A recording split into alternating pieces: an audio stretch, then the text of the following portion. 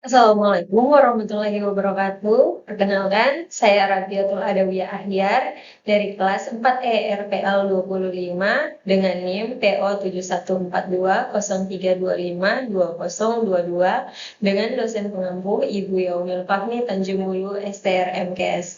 Kali ini saya akan membahas tentang bagaimana sintesis hemoglobin yang terjadi di dalam tubuh serta mekanisme penyerapan dan pelepasan zat besi dalam tubuh kita. Baiklah, saya akan menjelaskan terlebih dahulu tentang bagaimana mekanisme pelepasan dan penyerapan zat besi yang terjadi di dalam tubuh. Jadi, seperti yang kita ketahui bahwa zat besi yang kita tahu ini adalah dalam bentuk mineral, bukan sebagai vitamin di dalam tubuh. Dan fungsi dari zat besi ini secara umum adalah berfungsi untuk sintesis hemoglobin. Selain itu juga besi berfungsi untuk sintesis mioglobin yang ada di otot, kemudian juga berfungsi membentuk atau memproduksi sitokrom dan juga berfungsi dalam sintesis ribonukleotida reduktase atau sintesis DNA. Nah, besi yang ada dalam tubuh ini terbagi dalam dua bentuk. Pertama itu ada besi Hem, yaitu besi yang dihasilkan oleh senyawa yang berasal dari hewani, dan besi non-Hem, yaitu besi yang dihasilkan dari tumbuh-tumbuhan atau sayur-sayuran atau kacang-kacangan. Nah, besi yang lebih bagus diserap oleh tubuh adalah besi yang berasal dari hewani, yaitu sekitar 10%. Sedangkan besi yang berasal dari tumbuh-tumbuhan itu hanya diserap 1-2% saja. Nah, di sini kita bisa lihat bahwa ini adalah gambar dari proses penyerapan zat besi.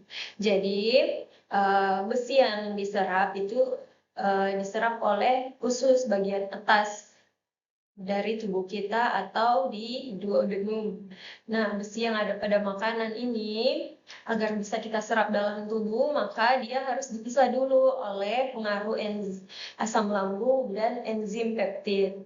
Nah, besi yang dikeluarkan ini masih dalam bentuk Fe3+ atau ferri, kita sebut ferri. Sedangkan besi yang harus diserap oleh tubuh itu harus diubah menjadi bentuk Fe2+ atau ferro. Nah, bagaimana sih caranya agar besi yang dalam bentuk Fe3+ ini diubah menjadi Fe2+ atau ferro? Nah, dari lambung, ferro atau Fe3+ ini akan menuju ke tempat penyerapannya, yaitu di lumen usus bagian atas atau duodenum atau jejunum, tapi kebanyakan terjadi di duodenum.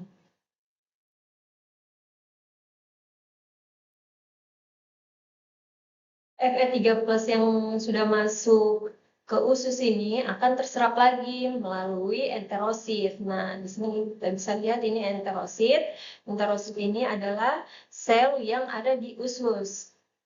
Nah, untuk bisa masuk ke dalam enterosit, si Fe3+ ini harus diikat dulu oleh beberapa enzim agar dia bisa diubah menjadi Fe2+ dengan enzim yang namanya enzim sitokrom B duodenal atau enzim DCB. Jadi enzim DCB ini akan merubah Fe3+ menjadi Fe2+. Nah, Fe2+ ini akan berikatan lagi dengan reseptor yang namanya reseptor divalen metal transporter 1 atau DMT1. Nah, di sini kita bisa lihat ini ada yang bulatan hitam ini adalah simbol dari enzim DMT1 agar bisa masuk ke dalam enterosit usus. Nah, kemudian si Fe2+ ini akan dibawa oleh DMT1 keluar menuju ferroportin,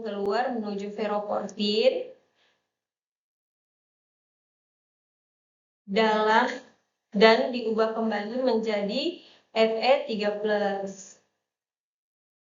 dan diikat oleh transferin yang akan berfungsi sebagai media transport ke sel-sel yang membutuhkan zat besi.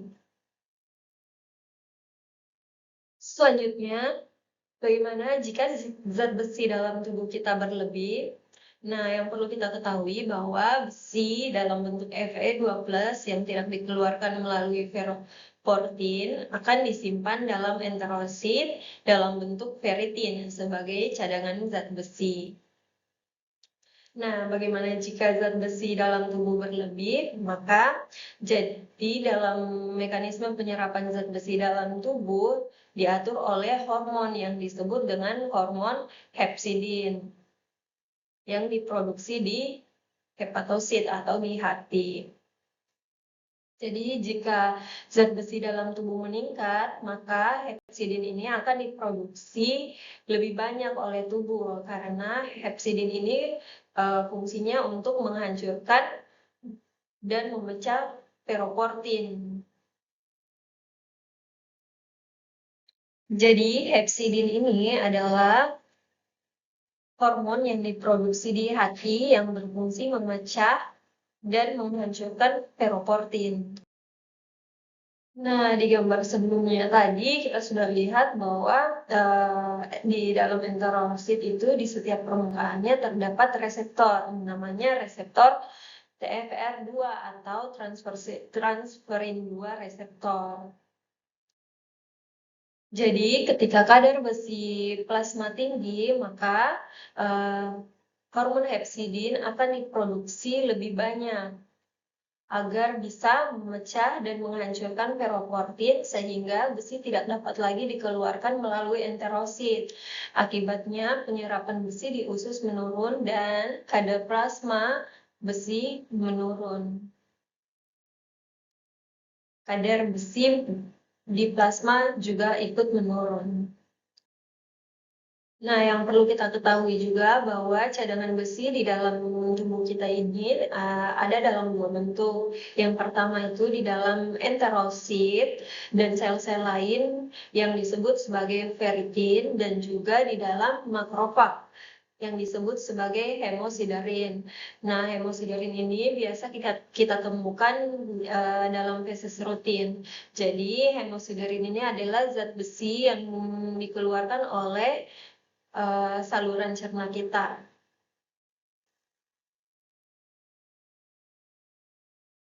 Nah, pertanyaannya, kenapa ada cadangan zat besi di dalam makrofag?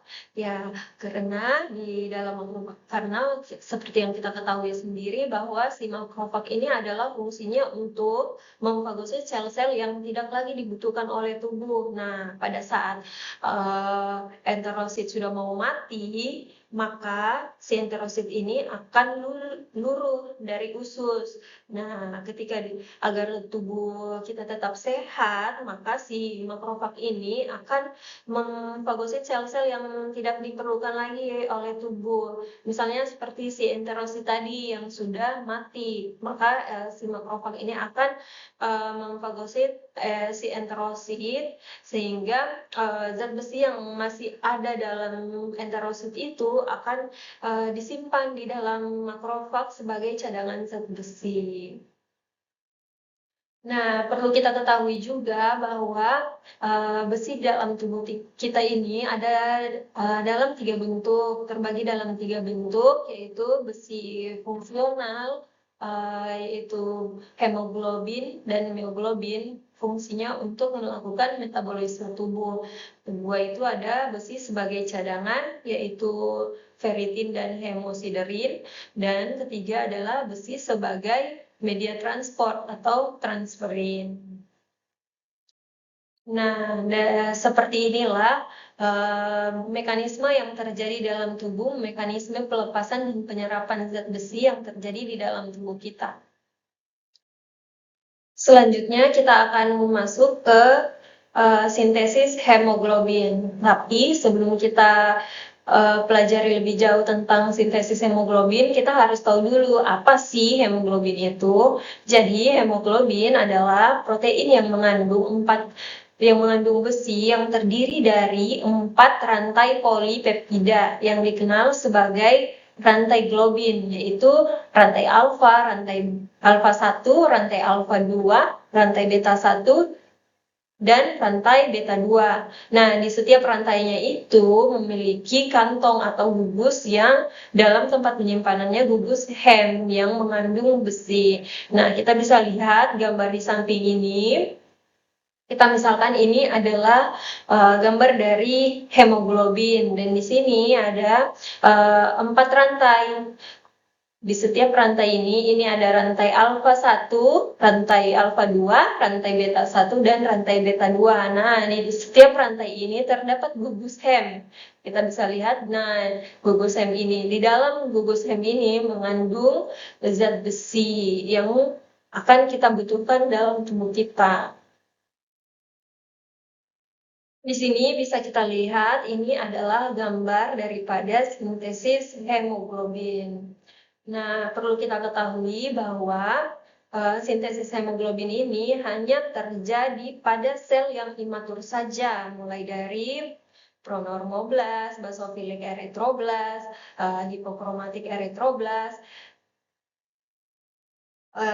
orthochromatic erythroblast, atau normoblast sampai pada retikulosit, atau karena di dalam retikulosit itu masih mengandung RNA atau ribosom. Sedangkan pada eritrosit yang normal atau eritrosit yang sudah matang tidak akan terjadi lagi sintesis hemoglobin, dikarenakan pada eritrosit yang sudah matang itu sudah tidak terdapat lagi inti sel atau nukleus dan organel-organel sel yang penting dalam proses sintesis hemoglobin, yaitu mitokondria dan ribosom. Nah, di permukaan eritroblas ini atau sel yang imatur,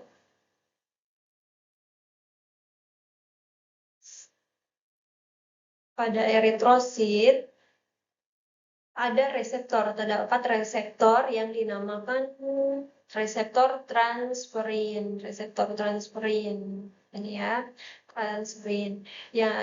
Nah, di dalam reseptor transferin ini mengandung zat besi. Nah, kita umpamakan ini adalah zat besi, bola hitam 2 ini adalah zat besi. Nah, besi yang dikeluarkan dari enterosit yang tadi kita sudah bahas di slide sebelumnya akan ditangkap oleh transferin dan dibawa ke sel-sel yang membutuhkan, misalnya di sumsum tulang. Nah, di sumsum tulang itu transferin akan berikatan dengan reseptornya. Jadi, transferin yang sudah mengikat zat besi ini akan berikatan lagi dengan reseptor agar bisa masuk ke dalam sel-sel yang membutuhkan zat besi melalui molekul yang namanya molekul adesi. Jadi, transferin ini akan mengikat zat besi, kemudian transferin yang sudah mengikat zat besi ini akan berikatan lagi dengan reseptor, kemudian dia akan difagosom oleh sel, dan di dalam sel ini maka si transferin akan melepaskan zat besi. Nah, si transferin dan reseptor yang sudah melepaskan zat besi ini akan digunakan kembali oleh sel, sehingga si transferin ini tidak akan dihancurkan, melainkan akan digunakan kembali untuk di siklus selanjutnya.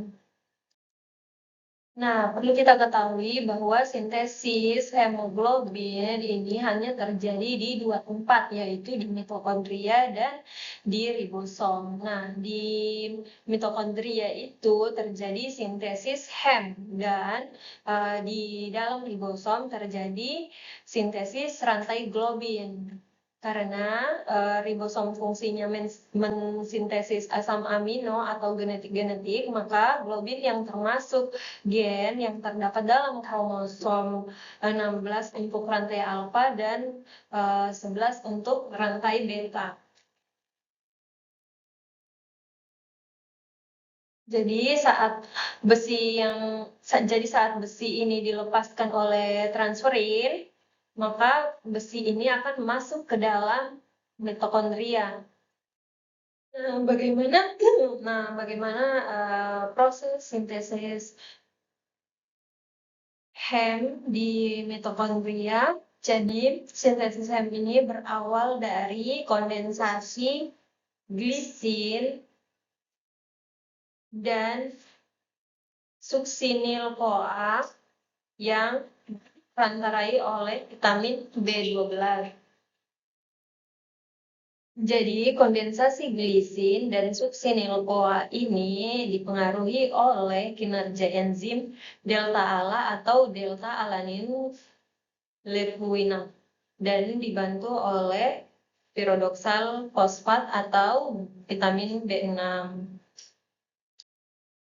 Jadi glisin dan suksinil-CoA yang dibantu oleh vitamin B6 dan dipengaruhi oleh enzim delta ALA ini akan diubah menjadi porfobilinogen. Nah, porfobilinogen ini akan terurai lagi menjadi uroporfirinogen. Nah, uroporfirinogen ini terurai menjadi porfirinogen dan ini akan berubah menjadi protoporfirin. Nah, protoporfirin ini akan berikatan dengan besi yang ada di mitokondria. Jadi, ikatan antara besi dan protoporfirin akan membentuk yang namanya gugus hem. Nah, hem ini akan dikeluarkan dari mitokondria menuju ribosom.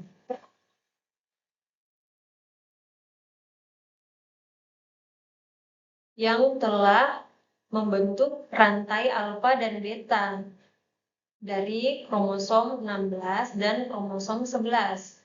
Jadi, gugus hem dan rantai globin akan bersatu membentuk yang namanya hemoglobin. Jadi, seperti itulah sintesis hemoglobin yang terjadi di dalam tubuh kita. Nah, itulah tadi penjelasan dari saya tentang bagaimana sintesis hemoglobin dan mekanisme penyerapan serta pelepasan zat besi yang terjadi di dalam tubuh kita. Semoga apa yang saya jelaskan tadi bisa bermanfaat dan bisa dimengerti dan dipahami oleh teman-teman yang menontonnya. Lebih dan kurangnya saya ucapkan terima kasih. Wabillahi taufiq wal hidayah. Wassalamualaikum warahmatullahi wabarakatuh.